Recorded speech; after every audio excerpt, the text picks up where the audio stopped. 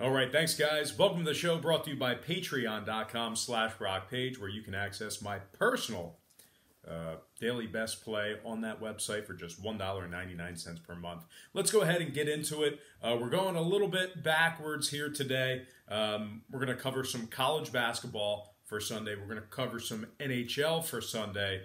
And then we're going to do NBA probably tomorrow because there's still a handful of games for Sunday in the NBA that don't have any lines currently. So instead of fudging through that and trying to predict the actual score, we'll hold off. We'll do that maybe later tonight or tomorrow morning. But as for now, we got some lines that are hot and heavy for Sunday's college basketball action. So let's go ahead and sneak into it. And I'm actually going to begin with Houston at Cincinnati.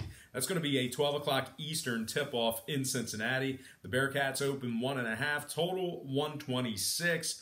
And since that one opened up, not a whole lot of movement on the spread.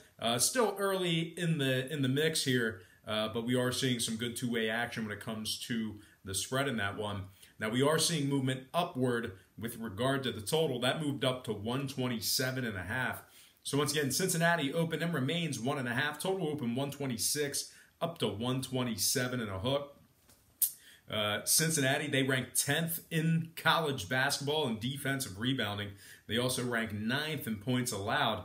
They're also allowing just 60 points per contest on their home court. They are 16-1 straight up at home this year. Now, Houston, they failed to cover in 3 out of their last 4 games. They also rank 116th in the nation in field goal percentage. They're shooting just 45% in that category there. Now, total-wise, Houston, 2 out of their last 3 got over the total. So with all that in mind, I'm going to lean toward the home favorite in this matchup here. Give me Cincinnati minus 1.5 and the over 127.5 in that matchup there. All right, next game, it is going to be Rutgers at Indiana. 12 o'clock Eastern tip-off at the Hoosiers. Indiana opens 6.5, total 129, and once again, not a whole lot of movement when it comes to the spread, but we are seeing movement toward the over, 2.5 point move toward the over in that matchup there. So once again, Indiana open and remains minus 6.5, total opened 129 up to 131 and a hook. Now Rutgers, they've dropped 6 out of their last 9. They're also 4-8 straight up away from home this year. They rank 224th in scoring. They also rank 237th in field goal percentage. Now, this Indiana defense, they've been spectacular. They're only giving up 62 points per contest on their home court. They're also 5-0 ATS in their last 5, 12-5 straight up on their home court this year, despite their recent struggles. Now, total-wise, Indiana's 3-1 to the over in their last 4. This Rutgers defense is allowing 74 points per contest when traveling. I'm going to lean toward the home favorite once again in this one. Give me Indiana minus 6.5 and the over 131.5 in that matchup there. Next game, it is going to be Illinois at Penn State. 12 o'clock tip-off at the Bryce Jordan Center.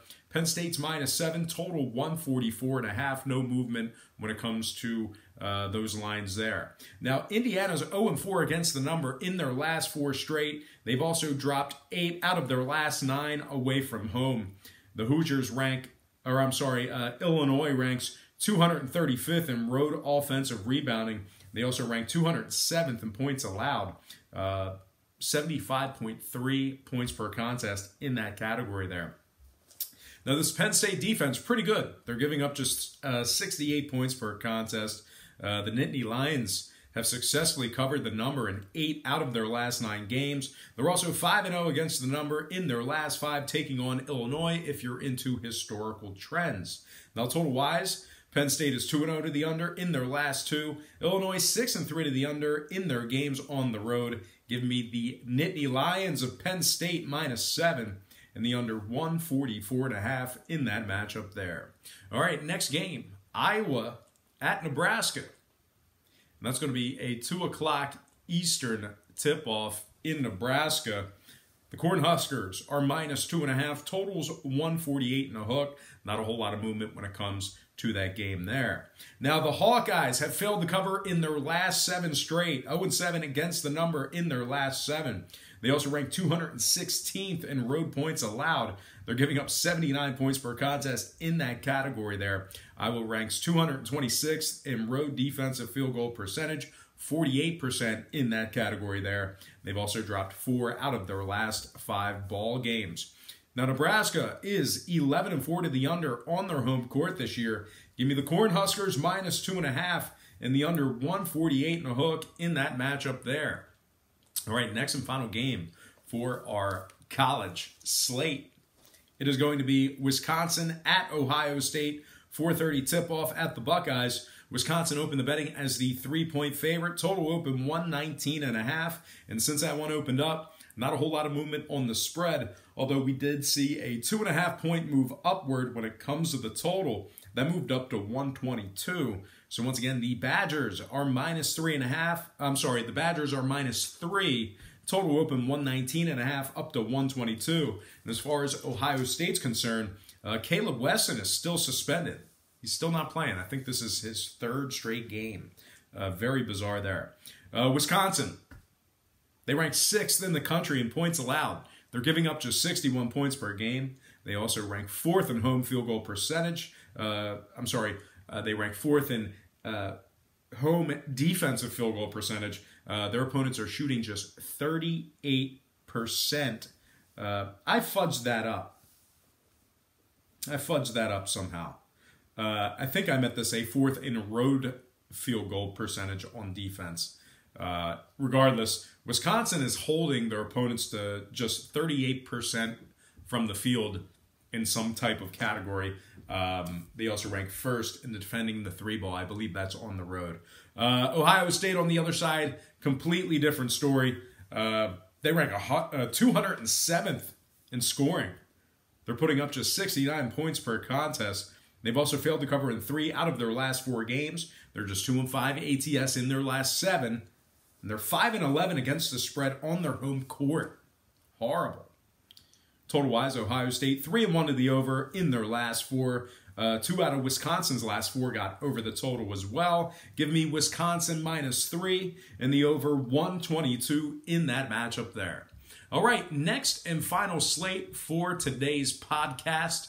And like I said, we will cover NBA either later tonight or Sunday morning, as there are a couple of games that still have no lines. But as far as hockey's going, we got plenty of lines. So let's go ahead and get into it, beginning with the Red Wings at the Panthers. 5 o'clock Eastern, puck drop in Florida. The Panthers open 2.15, total 6.5. No movement on the total. We did see a 15-cent move toward Florida. They're now 2.30. So once again, the Panthers open 2.15 up to minus 2.30, total 6.5. Detroit's plus 165 on the money line. Florida plus $1.10, laying the goal and a half. Now Florida is actually 38-30 against the spread overall, and of course, as I always indicate, when I refer to the spread in hockey, I'm actually referring to the puck line. So Florida, 38-30 against the puck line overall for the year. Very good against the, very good on the puck line.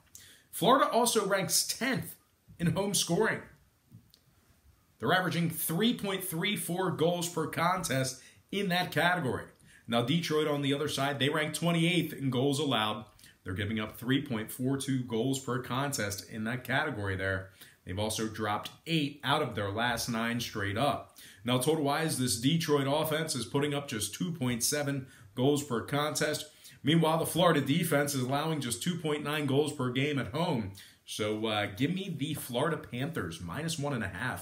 Getting the job done on the puck line and the under 6.5 goals in that matchup there. Next game, Jets-Capitals. 7 o'clock puck drop in the nation's capital. Washington open 135, total 6.5. Not a whole lot of movement in this one. We're seeing about a nickel fade of the Capitals when it comes to the money line. They're down to 130. So once again, Washington open 135, down to minus 130, total 6.5. Winnipeg's plus 110 on the money line. Washington plus 195 on the puck line. Hellebuck projected in net for Winnipeg. Braden Holtby projected in net for Washington. Now, the Capitals are 30-14 straight up, taking on teams allowing more than 2.9 goals per contest. The Caps are also 6-0 straight up in their last 6. A nice little 6-game winning streak for the